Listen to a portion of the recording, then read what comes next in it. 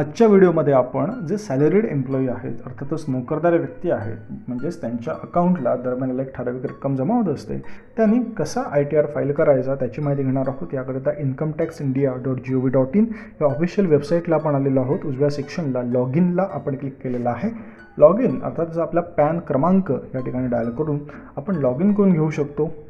Log इनच्या सेक्शनमध्ये enter your user ID या सेक्शनला आपल्याला आपला पॅन नंबर टाकायचा आहे. आधार नंबर टाकू शकतो किंवा अदर काही युजर IDचा नंबर आपण सेव्ह केलेला असेल तो टाकू शकतो. पॅन क्रमांक, आधार क्रमांक यापैकी एक टाकल्यावरती आपल्याला पुढच्या सेक्शनमध्ये असेसमेंट इयर सिलेक्ट करायचं आहे, जे करंट 2025-26 आहे. ऑनलाईन करू शकतो, ऑफलाईन देखील करू शकतो. स्टार्ट न्यू फायलिंग या सेक्शनमध्ये आपल्याला नवीन ITRचा फॉर्म या ठिकाणी भरता येणार आहे. इंडिव्हिज्युअल म्हणजे एक सिंगल सॅलरीड एम्प्लॉई असल्यामुळे इंडिव्हिज्युअल केले. ITR 1 मी फाईल करतो आहे कारण माझ्याकडे दुसरं म्युच्युअल फंड शेअर मार्केटचं उत्पन्न नाही आहे. त्यांच्याकरता ITR 2 असतो, नॉर्मल करता ITR 1 आहे. Are you filling the income tax return for any of the following reasons, तर आपण अदर्सला देखील क्लिक करू शकतो. मला नोटिशीपूर्वी फॉर्म भरायचा आहे याकरिता. Personal information, gross total income, deductions असे सगळे कॉलम्स आहेत. तत्पूर्वी आपण 26S डाउनलोड करून घ्यायचं आहे. ई फाईलमध्ये व्ह्यू फाईल 26S ही एक्सटर्नल ट्रेसेसची वेबसाईट आहे. त्या ठिकाणी आपल्याला फॉर्म 26S डाउनलोड करायचा आहे. असेसमेंट इयर सिलेक्ट करायचं आहे. व्ह्यू ॲज आपण HTML, टेक्स्ट दोन्ही ठिकाणी आपण डाउनलोड करून घेऊ शकतो. PDF सुद्धा डाउनलोड करू शकतो. या ठिकाणी आपल्याला टोटल टॅक्स डिडक्टेड किती आहे, TDS किती डिपॉझिट झालं आहे, अर्थात एम्प्लॉयरच्या इन्कम टॅक्स डिपार्टमेंटच्या खात्यावरती TDS किती डिपॉझिट झालं आहे ते आपण पाहतो आहोत. यासोबतच आपण TIS हे देखील डाउनलोड करू शकतो, जे देखील ई फाईल ह्याच ठिकाणी आहे.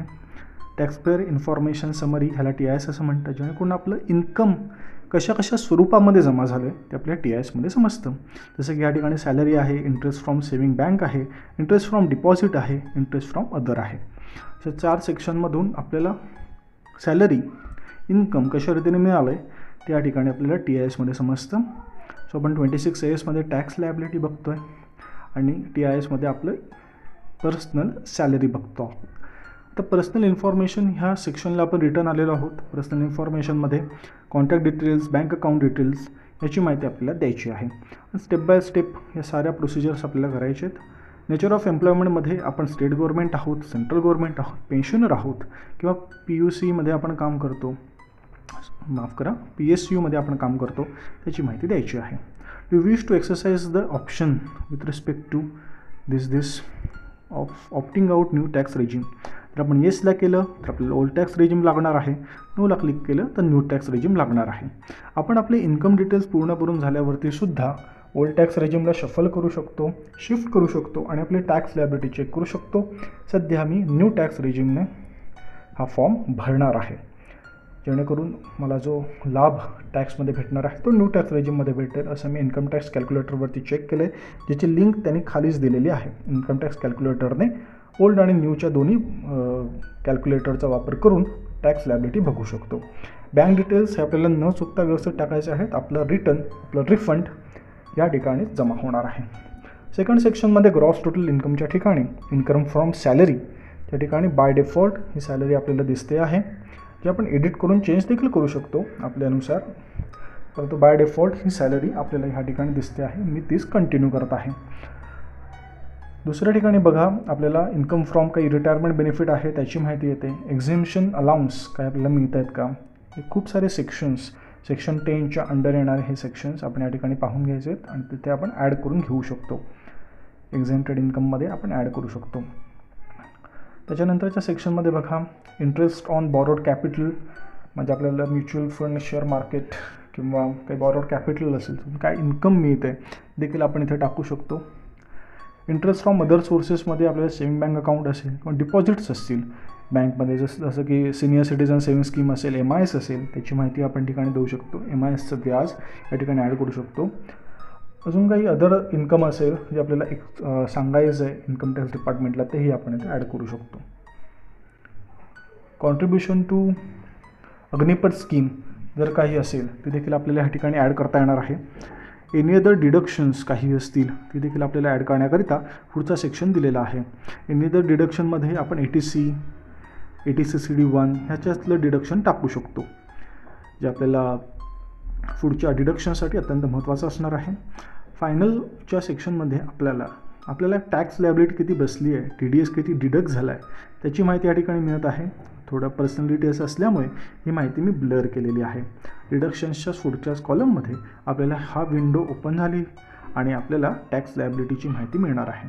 ॲडव्हान्स टॅक्स मी काही भरला आहे का त्याची माहिती या ठिकाणी दिसत आहे. टॅक्स पेडच्या सेक्शनच्या नंतर व्ह्यू युअर टॅक्स लायबिलिटीच्या सेक्शनला मी आलेलो आहे. व्हेरीफाय युअर टॅक्स लायबिलिटीच्या सेक्शनमध्ये आपल्याला माझं टॅक्सेबल इन्कम किती आहे, त्याच्यावरती किती टॅक्स बसला आहे, ऑलरेडी TDS किती कट झालेला आहे, या साऱ्याची माहिती या ठिकाणी मला दिसत आहे.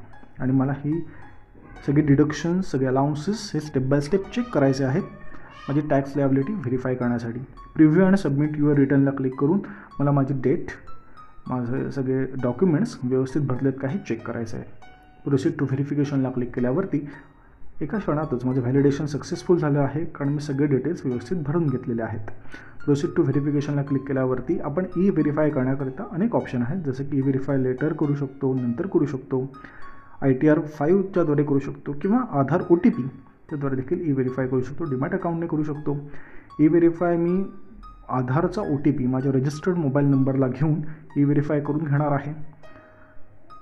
या रजिस्टर्ड मोबाईल नंबरला माझा OTP येईल, त्याला मी क्लिक करून घेतलं आहे, कंटिन्यू करून घेतलं आहे, जेणेकरून तो OTP या ठिकाणी टाकून मला माझं व्हेरिफिकेशन करता येणार आहे. मी रेकमेंड करेन की व्हेरीफाय लेटर करण्याऐवजी व्हेरीफाय तातडीने केलेलं केव्हाही चांगलं. बघा मी आता ओल्ड टॅक्स रेजिमला क्लिक केलं आहे आणि पुन्हा एकदा या सगळ्या डिटेल्समध्ये मला किती टॅक्स बसतो आहे याचं मी कॅल्क्युलेशन करेन. ओल्ड टॅक्स रेजिमेला जास्त टॅक्स बसत असल्यामुळे न्यू टॅक्स रेजिमेला क्लिक करणार आहे. या ठिकाणी पुन्हा एकदा माझे सगळे डिटेल्स मी पाहून घेतो आहे, जसं की इंटरेस्ट फ्रॉम बॉरोड कॅपिटल, म्हणजे बॉरोड कॅपिटलचं जे इंटरेस्ट आहे ते मी या ठिकाणी ॲड करून घेऊ शकतो. कुणाकडून मी लोन घेतलं असेल, किती अमाऊंट आहे, त्याचं इंटरेस्ट किती आहे, याच्या देखील मला या ठिकाणी ॲड करून घ्यायचं आहे. तसंच लाँग टर्म कॅपिटल गेन असेल, शॉर्ट टर्म कॅपिटल गेन असेल, या साऱ्याची डिटेल्स भरण्याकरिता ITR 2चा आपण उपयोग करून घेत असतो.